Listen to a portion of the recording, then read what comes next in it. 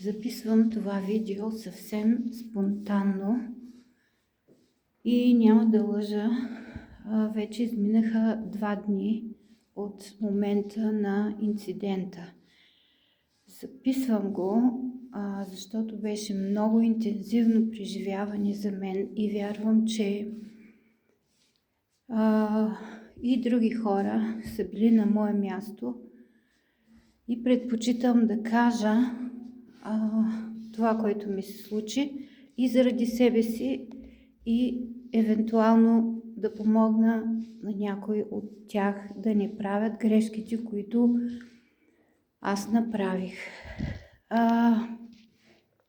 Точно тук, в този коридор, се скрих, когато намерих спасение, когато пациента ми с Паркинсън и Паркинсонова деменция тръгна срещу мен с дрелката напред.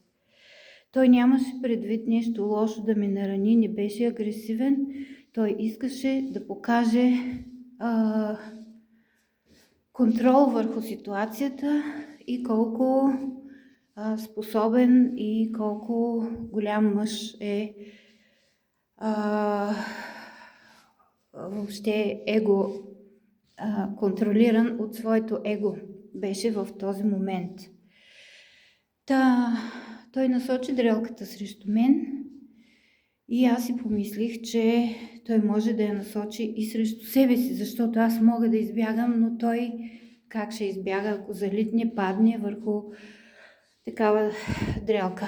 Така че възникна спор. Аз му казах най-неправилното нещо, което може да се каже на един дементен човек. Казах му не. И той се побърка и започна. Обадих се на началничката ми да му отклони вниманието, да му каже нещо, защото аз се чувствах безпомощна. До човек с дрелка в ръце все едно да държеше пистолет. Той започна да говори с нея и по едно време, както говореше, аз държах телефона до ухото му, за да може, защото той беше зает, да държи дрелка.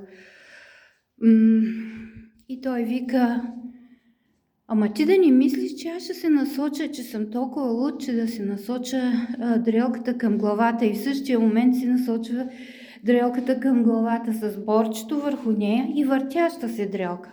Тя не вижда нищо, защото тя говори с него по телефона, но аз го виждам това нещо и просто краката ми се подкосиха. Така, значи грешката, която направих, защото не знаех какво друго да направя, е, че му казах не, няма да ти позволя да направиш това. И тогава той реши да се доказва като мъж. Да кажеш на някой дементен не е все едно да го фокусираш върху това, което прави и даже не забравя какво е тръгнал да прави. Просто фокусира се вниманието и той вече те възприема като враг, независимо колко добри приятели сте били преди това. Какво се случи накратко нататък? Тя започна да му говори. Разрешението на проблема беше предложено от нея. Тя ми каза така по телефона, знаейки, че аз чувам. Отдалечи се от него и го остави да прави каквото си иска, което беше ужасяващо за мен, защото аз знам, че отговарям за него, че ако се случи нещо и кухнята потъне в кръв, аз ще отговарям и така нататък. Моето въображение ми изрисува една много по-лоша картина от това, което всъщност се случи. Аз се отдалечих с огромен страх и треперещи крака, пак казвам, защото го чувствах физически. И какво стана? Той ме последва. Защо ме последва? Само мога да предполагам, защото искаше да се докаже още веднъж. Обаче забрави дрелката. След което аз се спуснах към дрелката. Естествено съм по-бърза от него. Той е с Паркинсън и взех я, излязох от апартамента, вратата се хлопна зад мен, т.е. аз се самозаключих отвън, но му бях отнела оръжието, с което той можеше да се нарани. От една страна добре, от друга страна това беше урок за мен, че моите страхове доминираха в този момент и моето въображение какво ще се случи, нали, той ако ме нарани, той ако нарани себе си, как ще съм виновна и така. И всичките тия неща разбрах, че